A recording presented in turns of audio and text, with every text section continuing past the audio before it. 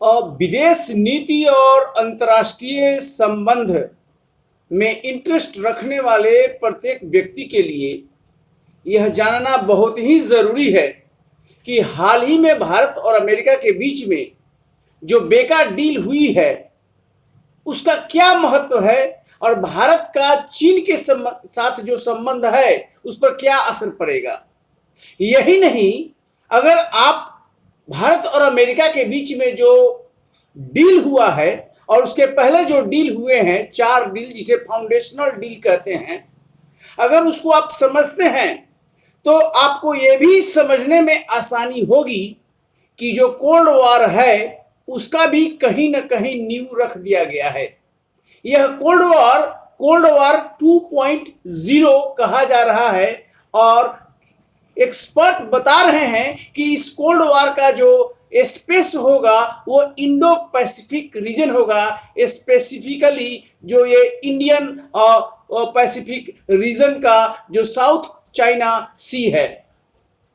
मैं आपको बताने जा रहा हूं इस वीडियो के माध्यम से कि आखिर ये बेका डील क्या है जो भारत और अमेरिका के बीच में हुआ है। आखिर इस डील के होने से पाकिस्तान और चीन में हाहाकार क्यों है? क्या चीन को मुंहतोड़ जवाब मिलेगा इस डील के बाद? क्या है बेका? भारत की सैन्य ताकत में कैसे होगा इजाफा, ये समझने की बात है इस डील के होने से। महत्वपूर्ण बात यह है कि बैक टू फ्यूचर यानी कि भारत की नीति भविष्य को देखने की नीति है। भारत की विदेश नीति में यह एक भविष्यगामी सोच का परिणाम है। बेका डील एक तरह से बताता है कि एक्सपेंसिव सिक्योरिटी कॉपरेशन भारत और अमेरिका के बीच में आ चुकी है और इसकी दौर शुरू हो चुकी है और भारत और अमेरिका दोनों के बीच में लॉन्ग टर्म इंटरेस्ट को सर्व करते हैं। तो शुरुआत करते हैं भारत और अमेरिका के बीच में जो 27 अक्टूबर को नई दिल्ली के हैदराबाद हाउस में जो तीसरी 2+2 मंत्री स्तरीय बैठक हुई है। हम आपको जरूर इस वीडियो में बताएंगे कि आखिर ये 2+2 मंत्री स्तरीय बैठक क्या है। इस 2+2 जो तीसरी मंत्री स्तरीय बैठक हुई है, इस दौरान दोनों देशों के बीच बेका basic exchange and cooperation agreement समेत कई अहम समझौतों पर हस्ताक्षर हुए हैं। तो क्या है बेका? बेका का फुल फॉर्म है basic exchange and cooperation agreement. I repeat, basic exchange and cooperation agreement. यानी बेका भारत और अमेरिका के बीच होने वाले 4 मूलभूत समझौतों जिसे फाउंडेशनल एग्रीमेंट्स कहते हैं में से आखिरी है। इसमें दोनों देशों के बीच लॉजिस्टिक और सैन्य सहयोग को बढ़ावा मिलने की बात है। अब मैं बता दूं ये बेका तो चौथा समझौता है। इसके पहले के 3 समझौते कौन हैं? तो पहला जो समझौता है 2002 में किया गया था, जो सैन्य सूचना यानी मिलिट्री इंफॉर्मेशन की सुरक्षा को लेकर था और इस पहले समझौते का नाम है GSOMIA। GSOMIA जिसका फुल फॉर्म है general security of military information agreement. General security of military information agreement. और यह साइन किया गया था अटल बिहारी वाजपेयी गवर्नमेंट के समय में 2002 में भारत अमेरिका के बीच में यह पहला फाउंडेशनल एग्रीमेंट था। जो दूसरा समझौता हुआ उसको लेमुआ कहा जाता है, LEMOA, और इसका फुल फॉर्म है the logistic exchange memorandum of agreement. यानी कि यह लॉजिस्टिक से जुड़ा था, साजो सामान से यह जुड़ा हुआ है। समझौते पर सहमति लगने में लगभग 10 साल लग गए। इस पर हस्ताक्षर ओबामा प्रशासन के अंतिम महीनों के दौरान हुआ था। इस बातचीत पर हस्ताक्षर के तहत प्रत्येक देश की सेना को एक दूसरे देश की सुविधाओं, हवाई अड्डों और बंदरगाहों से आपूर्ति, स्पेयर पार्ट्स और दूसरी सेवाओं के लिए एक दूसरे के ठिकानों के इस्तेमाल करने की अनुमति है। जो तीसरा समझौता हुआ वो कॉम कासा कहा जाता है, COMCASA, COMCASA, the communication compatibility and security agreement, the communication compatibility and security agreement, जो कि हस्ताक्षर हुआ था 2018 में।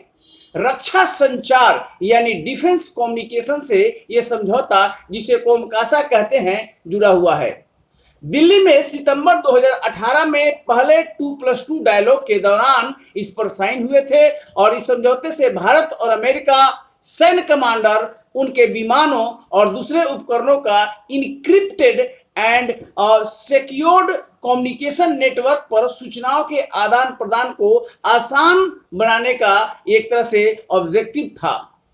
और अब चौथा जो समझौता हुआ है, जो ताजा समझौता हुआ है, वो 27 अक्टूबर को हुआ है, जिसे बेका कहा जाता है, basic exchange and cooperation agreement. और मैं बता दूं, ये जो बेका है और बेका के पहले जो कोमकासा था और उसके पहले जो लेमोआ था और उसके पहले GSOMIA था, ये चारों को फाउंडेशनल एग्रीमेंट कहते हैं, जो 2002 में कारवां चला था। फाउंडेशनल एग्रीमेंट का वो 2020 में पूरा हुआ है जब बेका साइन हुआ है। लेकिन समझने की बात है कि चार समझौतों में जो ट्रैफिक है वो वन वे है, यानी अमेरिका से हर चीजें भारत को प्राप्त हो रही है सिवाय एक का, जो कि लेमोआ है।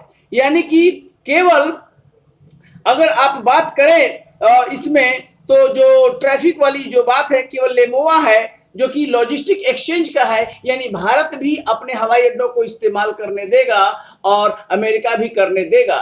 ये एक टू वे है, अदरवाइज सारा अन्य चीजें में अमेरिका से भारत को कुछ न कुछ प्राप्त हो रहा है। अब मैं बात करूं जो बेका समझौता हुआ है भारत और अमेरिका के बीच, ये भू स्थानिक जियो स्पेशियल कोऑपरेशन है। इसमें क्षेत्रीय सुरक्षा में सहयोग करना, रक्षा सूचना साझा करना, सैन्य बातचीत और रक्षा व्यापार के समझौते शामिल हैं। तो एक महत्वपूर्ण बात है, इस समझौते पर हस्ताक्षर का क्या मतलब है, इसको कैसे देखा जाए। भारत को अमेरिका से सटीक भू स्थानिक यानी जियो स्पेशियल और जियो स्पैटिकल डेटा मिलेगा, जिसका इस्तेमाल सैन्य कार्रवाई, मिलिट्री अभियान में बेहद ही कारगर साबित हो सकता है। भारत अमेरिका के बीच जो सामरिक समझौता हुआ है वह स्वागत योग्य है ही, क्योंकि उसके तहत भारत को जो शत्रु राष्ट्र की समस्त गुप्त गतिविधियों की तकनीकी जानकारी मिलेगी। यानी कि आपको सब कुछ पहले से एक तरह से इंफॉर्मेशन, जो सीक्रेट इंफॉर्मेशन है, इंडिया को प्राप्त होगा। भारत अब यह भी जान सकेगा कि कौन सा देश उसके विरुद्ध जल, थल, नभ और अंतरिक्ष में क्या क्या षड्यंत्र कर रहा है। यह समझौता यदि साल भर पहले हो गया होता तो शायद गलवान घाटी में चीन की घुसपैठ का पता भारत को कब का लग गया होता। खैर, देर आए दुरुस्त आए। जहां इससे दोनों देशों के बीच में रक्षा सहयोग बढ़ेगा, वहीं इस समझौते का एक महत्वपूर्ण बात यह है कि अमेरिकन सैटेलाइट से जो इंफॉर्मेशन भारत को साझा की जाएगी, इसका रणनीतिक फायदा भारतीय मिसाइल सिस्टम को मिलने वाला है। और भारत की जो मिसाइल है, चाहे ब्रह्मोस हो चाहे अग्नि हो, उसकी मारक क्षमता कई गुना बढ़ जाएगी। इसके साथ ही भारत उन देशों की श्रेणी में भी शामिल हो जाएगा जिसके मिसाइल 1000 किलोमीटर तक की दूरी से भी बेहद ही सटीक निशाना साधने में सफल होंगे। इसके अलावा भारत को अमेरिका से प्रीडेटर बी जैसे सशस्त्र ड्रोन, आर्म ड्रोन भी उपलब्ध होंगे। हथियारों से लैस ये ड्रोन दुश्मन के ठिकानों का पता लगाकर तबाह करने में सक्षम हैं। बेका समझौते का एक पहलू है, दोनों देश एक दूसरे को अत्याधुनिक सैन्य प्रौद्योगिकी, साजो सामान और भू स्थानिक मानचित्र यानी मैप भी साझा करेंगे। बेका समझौते पर भारत की ओर से एडिशनल सेक्रेटरी जीवेश नंदन ने हस्ताक्षर किया है।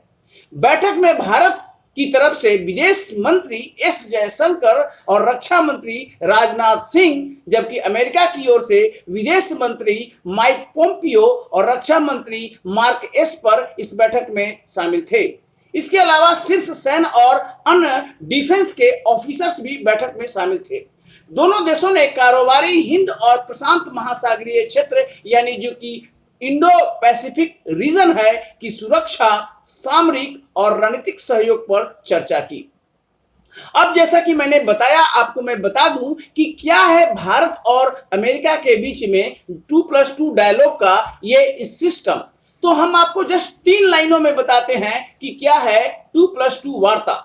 तो 2+2 वार्ता एक ऐसा मंत्री स्तरीय वार्ता यानी कि मिनिस्ट्रियल डायलॉग है जो दो देशों के 2 मंत्रालयों के बीच आयोजित की जाती है। यानी 2 मंत्रालय कौन कौन है, तो एक डिफेंस मिनिस्ट्री है और एक फॉरेन मिनिस्ट्री है। तो भारत की तरफ से भी डिफेंस मिनिस्टर, फॉरेन मिनिस्टर और अमेरिका की तरफ से भी डिफेंस मिनिस्टर, फॉरेन मिनिस्टर इस 2+2 वार्ता में शामिल होते हैं। यही एक तरह से सिस्टम है।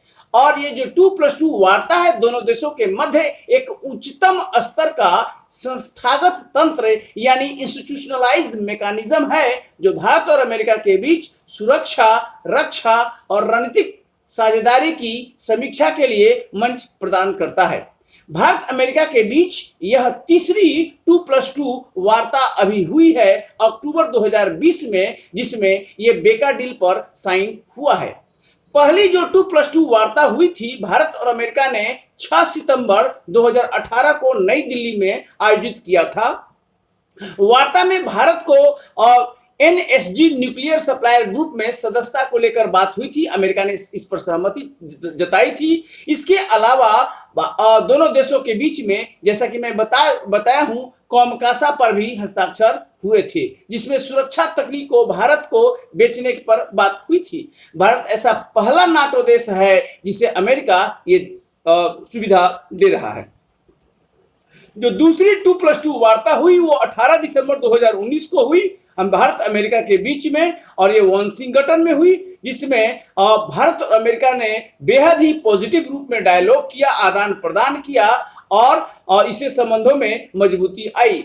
यहाँ पर बात हुआ था हिंद प्रशांत क्षेत्र में संबंध प्रगाढ़ बनाने को लेकर स्पष्टता देखी गई। वहीं अमेरिका को निजी क्षेत्र की रक्षा कंपनियों द्वारा भारत में अत्याधुनिक रक्षा उपकरणों के निर्माण की राह में एक बड़ी अड़चन समाप्त हो गई।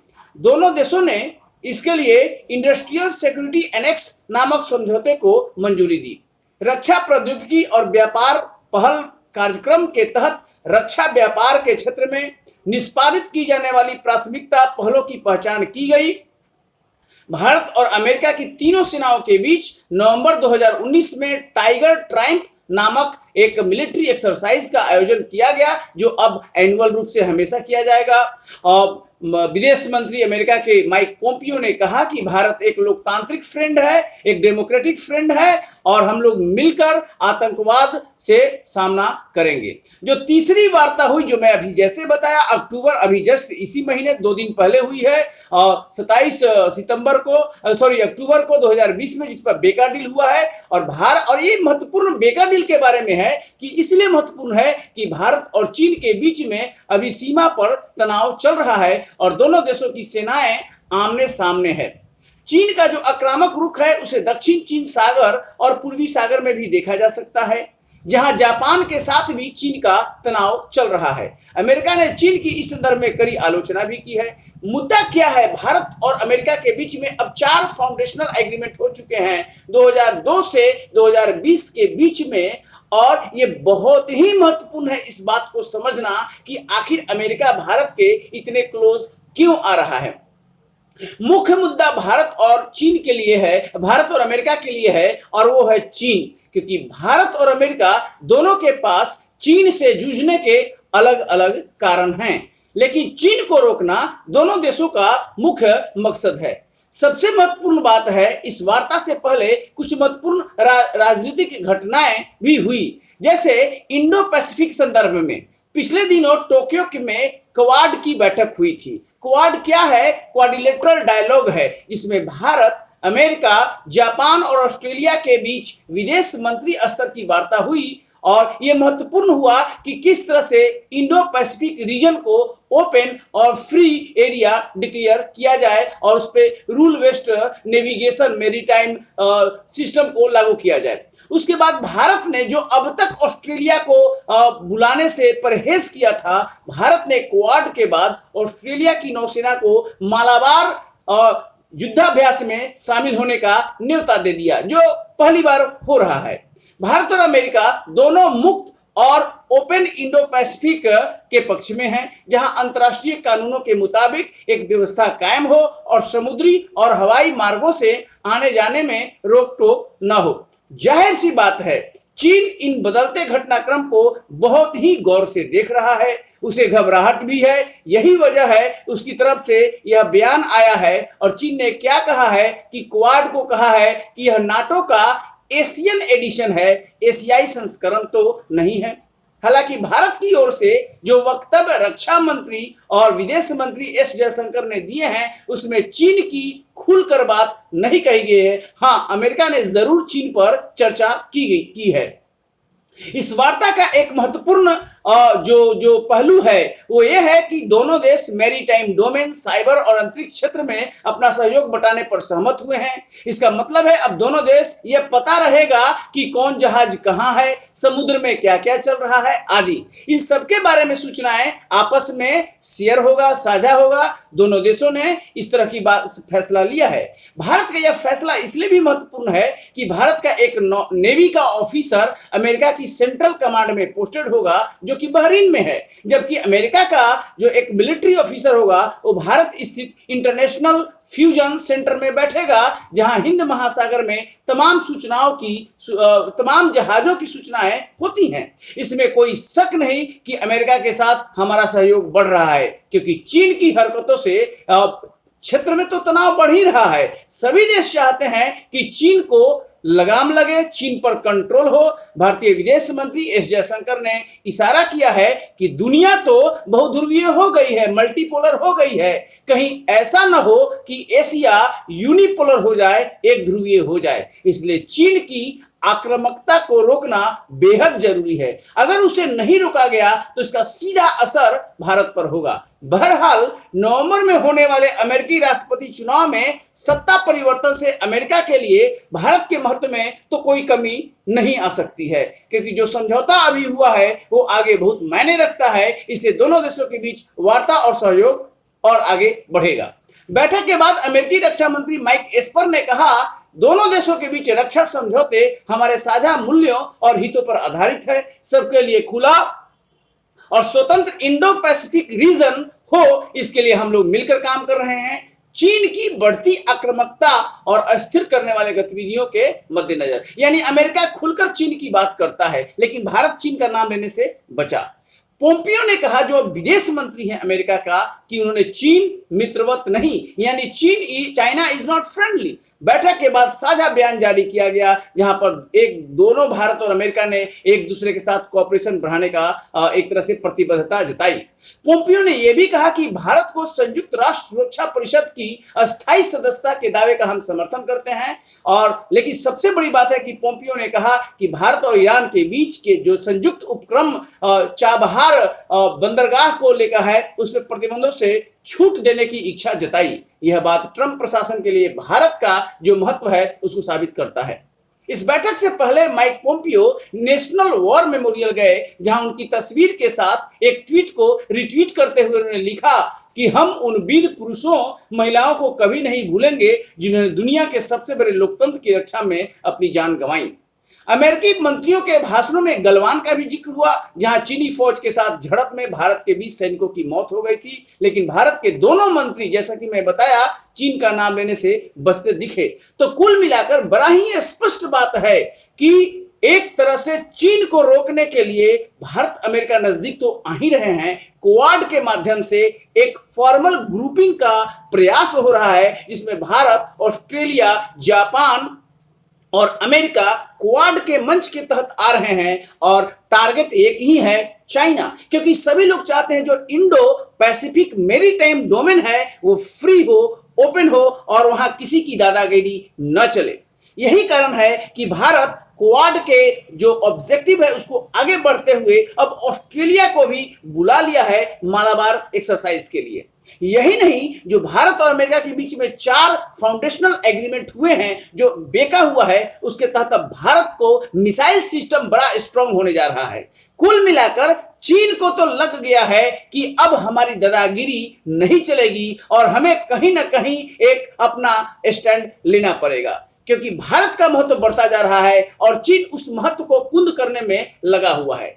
तो कुल मिलाकर यह कहा जा रहा है कि अगर चीन का जो आक्रामक बिहेवियर है अगर वो नहीं रुका तो कहीं ना कहीं सभी देश चीन को रोकने के लिए एकजुट होंगे। साउथ चाइना सी में जिस तरह से चीन ने एक तरह से सभी देशों के साथ विवाद खड़ा कर दिया है और जिस तरह से नेविगेशन को रोकने की कोशिश कर दी रही है, ताइवान के साथ भी चीन का प्रॉब्लम है, जापान के साथ है, ऑस्ट्रेलिया के साथ है, कई देशों के साथ चीन का प्रॉब्लम चल रहा है। तो सभी देश मानते हैं कि कहीं ना कहीं इस सदी में चीन एक बड़ा खतरा बनते जा रहा है। यही कारण है कि भारत और अमेरिका एकजुट हुए हैं, क्योंकि अमेरिकी जैसी महाशक्ति जब भारत के साथ ऐसे मुद्दे समझौता करने लगे जो समझौता पहले संभव नहीं था, उसके बारे में कल्पना नहीं की जा सकती थी और न भारत ऐसा सोच सकता था, तो स्पष्ट संकेत है कि जो इंटरनेशनल रिलेशंस का डोमेन एरिया है वो कहीं ना कहीं अपने स्वरूप में बदलाव कर रहा है। और भारत का जो सिस्टम है ये यकीन मानिए ये बहुत ही इससे स्ट्रांग होगा। और अगर चीन नहीं माना तो कहीं ना कहीं चीन और बाकी लोगों के बीच में एक संघर्ष की बुनियाद, जिसे आप कोल्ड वॉर 2.0 कहते हैं, रखी गई है। और ये इंडो पैसिफिक रीजन जो साउथ चाइना सी तो हॉट पॉइंट बनने जा रहा है, इस पर दिखेगा। अभी चीन और भारत के बीच में लद्दाख में संघर्ष तो चल ही रहा है, लेकिन इसी बीच में भारत को अनेक जो सपोर्ट मिल रहा है, जैसे फ्रांस से राफेल आ रहा है, अमेरिका से मिलिट्री इंफॉर्मेशन आ रहा है। अब भारत चीन के गतिविधियों पर बड़ा ही पैनी नजर रख सकेगा। इससे स्कोप बढ़ता है कि भारत एक तरह से एक व्यापक भूमिका में आने जा रहा है इंटरनेशनल रिलेशंस के कंटूर को डिसाइड करने में। तो ये मैं बता रहा हूं, ये बेकार डील हुआ था और ये 4 समझौते हो गए हैं। अब भारत अमेरिका का जो संबंध है बहुत ही एक तरह से मधुर बनने जा रहा है। देश की सुरक्षा के लिए समझौते आवश्यक भी थे एक तरह से, और इस तरह की सब बात हो रही है सारा। तो अब ये जो एक तरह से कोल्ड वॉर की बात हो रही है, कोल्ड वॉर 2.0, यहां पर एक तरफ तो सब देश होंगे लेकिन दूसरी तरफ यूएसएसआर नहीं होगा, बल्कि उस जगह पर चीन होगा।